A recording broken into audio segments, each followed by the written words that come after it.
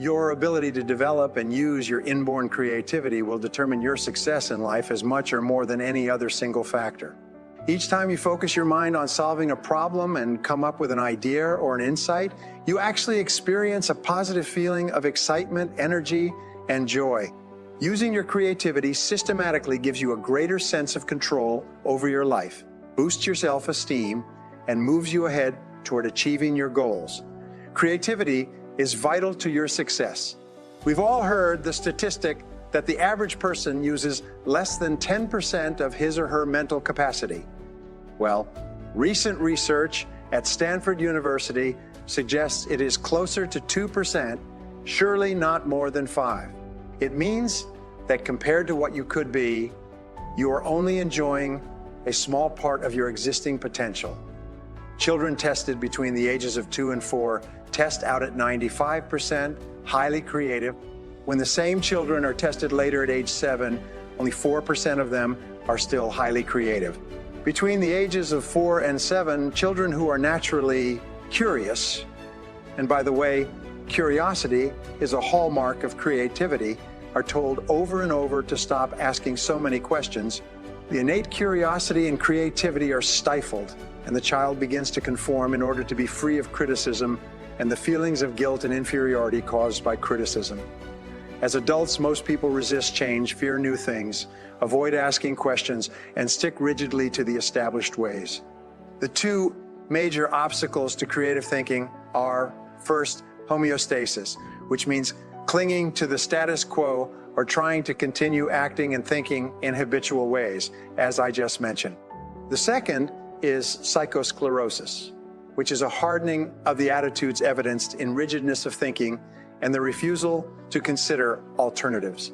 You can tell how open and flexible your thinking is by seeing how easily you can make 3 statements or admissions. How easily can you say, "I was wrong. I made a mistake," especially to your children, to your spouse, and to your subordinates. How easily can you say, "I changed my mind. I thought it over and I've changed my mind." And how easily can you say, "I don't know," or "I don't know, but I'll find out." And you can improve by practicing these 3 statements. Say them over and over until they flow naturally out of you. However, Einstein said, every child is born a genius. You were born a genius. And the wonderful thing about your genius is that you still have it. Creativity is your natural birthright. It is as much a part of you as your heart and lungs. It doesn't die with lack of use. It simply goes into hibernation, and you can wake it up and activate it in your life whenever you decide to. Today, and the very first step to performing like a genius is to accept the fact that deep inside you lies a vast storehouse of wisdom, intelligence, and creativity that you habitually fail to use. Remember, you cannot achieve more just by working longer, harder hours. You must also work smarter. Intelligence is not simply EQ. Intelligence is a way of acting when confronting problems. Many geniuses have ordinary IQs. They are geniuses because they use their minds better than others do. There are basically 3 qualities of genius. First, geniuses have an open, almost childlike mind. They are receptive to many different ways of exploring a problem. They engage in what is called divergent thinking, and they let their minds consider many approaches to a solution. The second quality of genius is the ability to concentrate intensely, single-mindedly, without diversion or distraction on one thing at a time, bringing all their mental powers to bear on one issue, like a laser beam cutting through steel. The third quality of genius is the ability to approach every problem systematically, using an orderly process to reach sound, well thought out conclusions. First, let me mention some very important points with regard to creative thinking. The more positive you are, the greater will be the quantity and quality of ideas you come up with. The more you laugh when you're working on a problem, the more likely it is for you to come up with unique ideas and insights. Conversely, tension, stress, anxiety, fear actually shut down large parts of the brain. So try to stay calm, positive, and relaxed when solving a problem. Look for the good in each difficulty you face, or look for something funny in the situation. Confidently expect to find something positive in any adversity or setback, even just a valuable lesson. This exercise really works and will help you to be more creative and more constructive in any situation. Now, here's systematic method number 1, described by Earl Nightingale in his wonderful audio cassette program, Lead the Field. First, write out your most important problem or obstacle in the form of a question at the top of a blank sheet of paper. For example, your goal may be to earn $30,000 per year.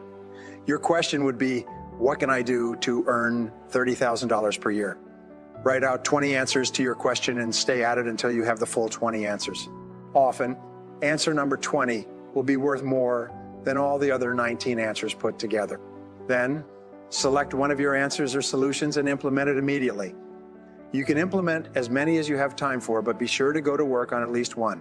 This simple exercise will give you clarity, focus, and energy, and more people have become wealthy using this 20-idea method, what I call mindstorming, than by any other single method of creative thinking.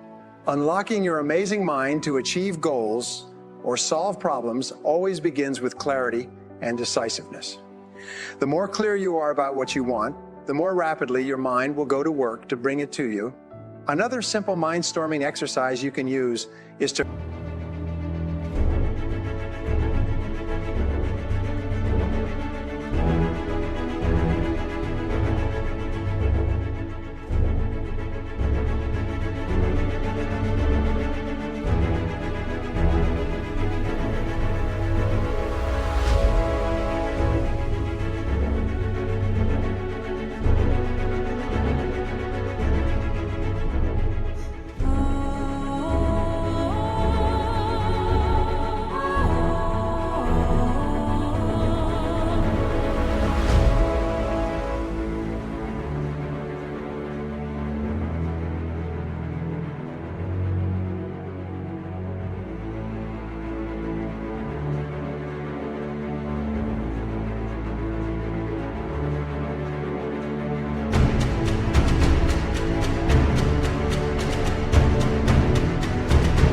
first write out a clear answer to the question.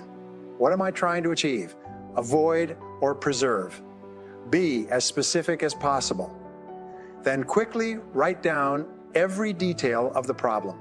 Often, the exact answer you're looking for will emerge as you write. When a problem or obstacle is more complex or not amenable to a quick solution, here is a powerful, systematic method you can use, alone or in conjunction with others. It has 9 simple steps. Step 1, approach the problem as though there were a simple, logical solution just waiting to be uncovered.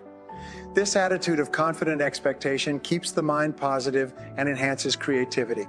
Step 2, use positive language. The language that you choose affects the way that you think and how clearly you think about any issue. Instead of the word problem, which is a negative word, use the word situation, which is a neutral word. Or better yet, use challenge, which is a positive word, or even better, opportunity. Step 3, ask, what exactly is the situation in writing? As they say in medicine, accurate diagnosis is 50% of the cure. Probably half of the problems or situations that you wrestle with in the course of the day can be defined if you'll simply define them accurately.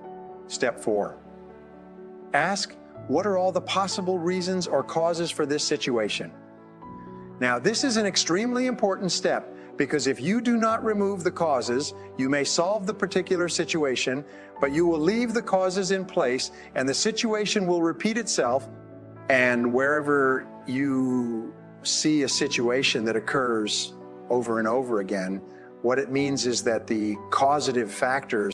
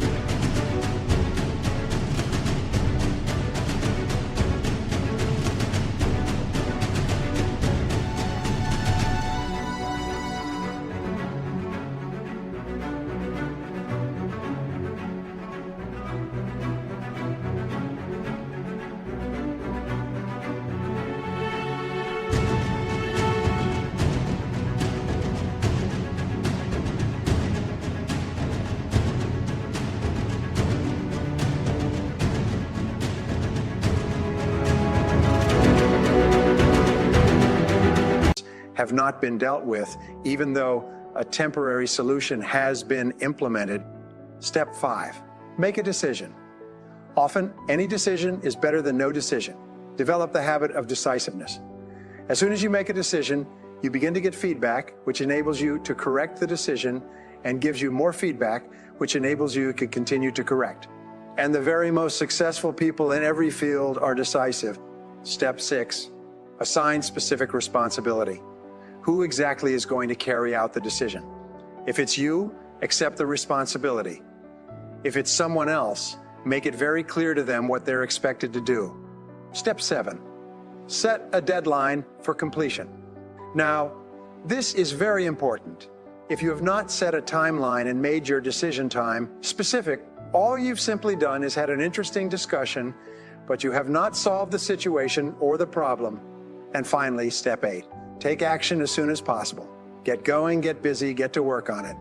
One of the things that we have found over and over again is that the surest way to deal with a major problem is to bring all your energies to bear on it as soon as you possibly can and stay with it nonstop until the problem is resolved.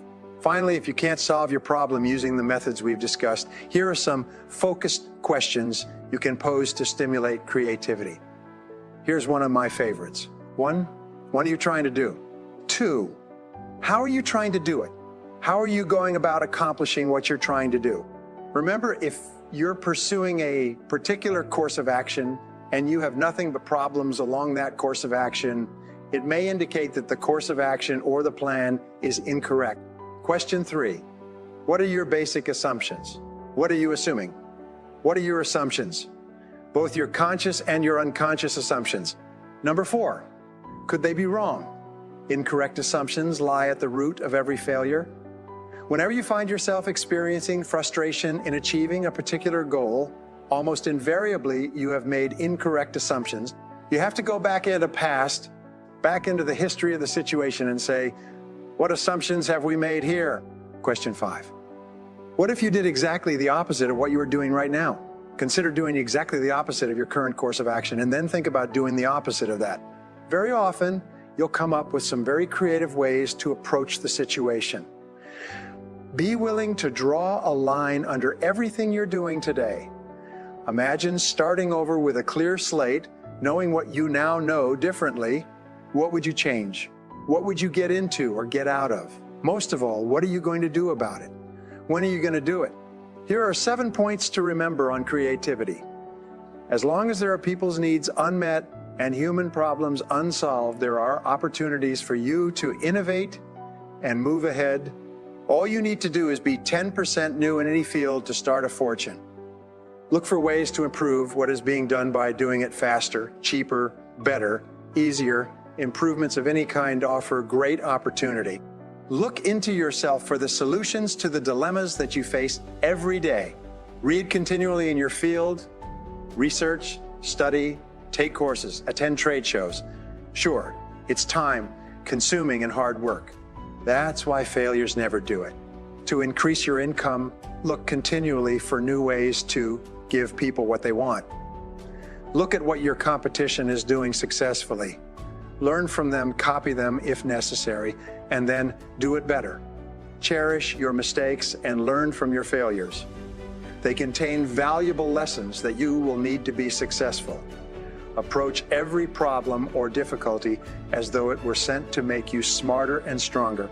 Finally, learn to trust your intuition. Trust yourself. Remember that you are a genius to the degree to which you accept your genius and act upon it, applying your wonderful mind to the challenges of opportunity that confront it.